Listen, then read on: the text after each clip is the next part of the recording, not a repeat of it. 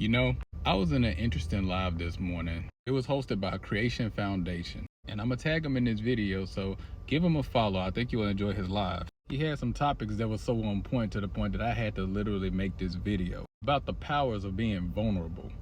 Whether we realize it or not, being vulnerable is an essential part to healing. Most of us are afraid of being vulnerable because we're afraid of being vulnerable with the wrong people. Some people will use our pain against us in future arguments or whatever. Some may even use it to get one up on you. So we walking around here suppressing things. But whether you're suffering from a mental pain, a breakup, physical pain, financial struggles, whatever, you have to be vulnerable with somebody. Whether you want to accept the fact or not, this is an essential part of growth. It's an essential part to healing. I made some points about this. When you're sleeping at night, you're at your most vulnerable state. You're not conscious of what's going on around you, and anything could happen at any given moment. But while you're sleeping, guess what's happening? Your body is restoring, it's recuperating. That's where the healing process really takes place, is when you're resting. And when you're resting, you're at your most vulnerable. When you're eating, most of the time, you're at your most vulnerable. You're not alert for getting your proteins, your nutrients, and all of those things. You're in a vulnerable state. You're making love and procreating. Hey, you're vulnerable. I get it, sometimes life can be a war zone, but healing and recuperating don't take place unless you're vulnerable. When you go to the hospital and you're sick, guess what? You have to be vulnerable with the doctors to let them know certain things so they can go about the proper ways of healing you. Even when you go to the dentist, they got to put you to sleep to take care of that mouth. You know, going to the doctor, having surgery, when they got to put you to sleep, they're putting you in a vulnerable state. You're going to a therapist, you're allowing yourself to be vulnerable to the person so they can hear your problems and give you the tools to navigate through the problems. Even to receive help from someone, you're showing a level of vulnerability so you can get the help that you need. Again, I do know that being vulnerable with the wrong people have its consequences, but you need to find the right people to be vulnerable with. Again, when you're in a hospital, that's this thing called HIPAA, where it protects you. So you can be vulnerable with giving them certain information, social security, etc., to make sure you receive the proper help that you need. And the HIPAA is to cover you so you can be vulnerable with giving them this information. I'm throwing the analogies at you, so I'm telling you, you got to find a proper place to be vulnerable so healing can take place. And again, I'm repeating, being vulnerable with the wrong people does have its consequence. Hell, you would not sleep anywhere. You wouldn't go sleep at a hotel with bed bugs and all of these different things. You would not want to live in a neighborhood where there's always corruption and all of these things, where your kids can't walk down the street.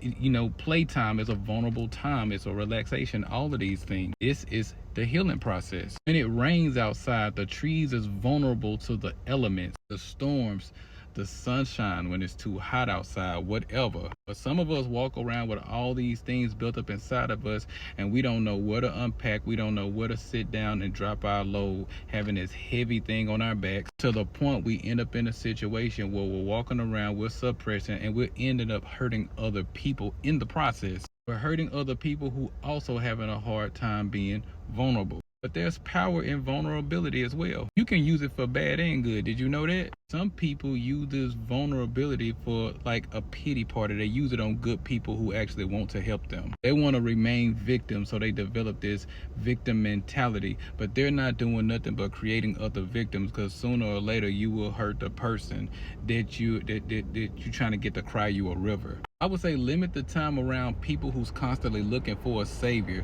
when they're actually able to save themselves. But for the most part, for anybody that's suppressing things and like that, rather you need to go to rehab. Guess what? You're vulnerable to that facility to get you well. You have to be vulnerable somewhere. Being vulnerable is almost equal to resting. Guess what happens when you don't rest? Your body is not going to perform at its optimum. So yes, you're going to be out here on some crash out things because you're not getting a proper amount of rest. You're not able to unpack this. It's like taking a flower out of the elements. You pick it and you take it out of the elements. You take it out of the rain, you take it out of the sun, and you put it in your house. Next thing you know, the flower begins to lose its pigmentation. It begins to unalive. Again, the point of this video is not to tell people, hey, yo, be vulnerable everywhere. That's not what I'm saying. What I'm saying is, if you want to heal properly and navigate and restore yourself, you got to find somewhere to be vulnerable.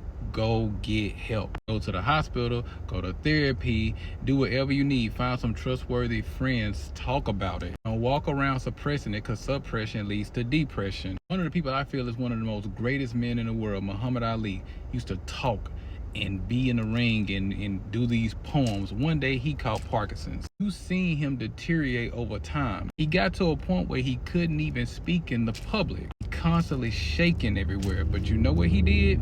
He still was out making public appearances. He was still traveling the world, letting people see his face. He was vulnerable with the world, with his conditions, and that didn't do nothing but make the people love him more. I even loved him so much more. I stopped watching his fighting, his boxing. I end up actually watching his interviews and watching his events. It just became that much more precious to me. He let the world see him shake. He was losing his voice. He couldn't talk anymore, but he was still showing up for events. He was still showing up to these places. And guess what? The people loved him even more. The people who even hated him back in the day, they even fell more in love with him. It showed something. He was able to be vulnerable with the world with his condition. And that's part of the reason why he's the greatest of all time. So just like the sun and the rain to the flowers, we must understand that whatever makes us vulnerable make us beautiful, for those who need it.